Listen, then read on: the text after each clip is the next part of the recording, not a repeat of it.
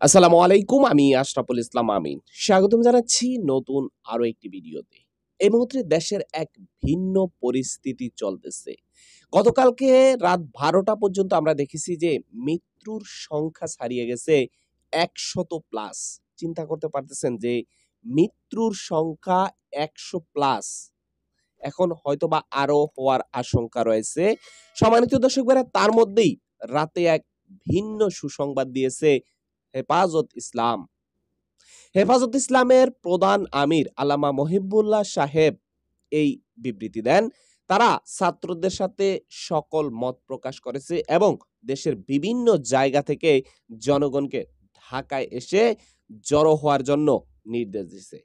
একটু ভিডিওর অংশ দেখেন। ছাত্র জনতার এক দফার আন্দোলনে দেশবাসীকে সমবেত হওয়ার আহ্বান জানিয়েছেন হেফাজতে ইসলাম বাংলাদেশের আমির আল্লামা শাহ মহিবুল্লাহ বাবুনগরী। রোববার রাতে গণমাধ্যমকে পাঠানো এক বিবৃতিতে তিনি আহ্বান জানান। বিবৃতির বিষয়টি হেফাজতে ইসলামের যুগ্ম মহাসচিব মীর ইদ্রিস কালবেলাকে নিশ্চিত করেছেন।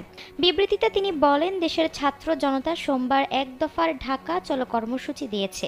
এর সঙ্গে একাত্মতা পোষণ করে দলমত নির্বিশেষে সবাইকে ঢাকায় তবে দিন আসতে শেষে বলেন তিনি। আমরা কোনো সংঘাত চাই না ভাই। আর সংঘাত চাই না। কত মানুষ আর মারা যাবে?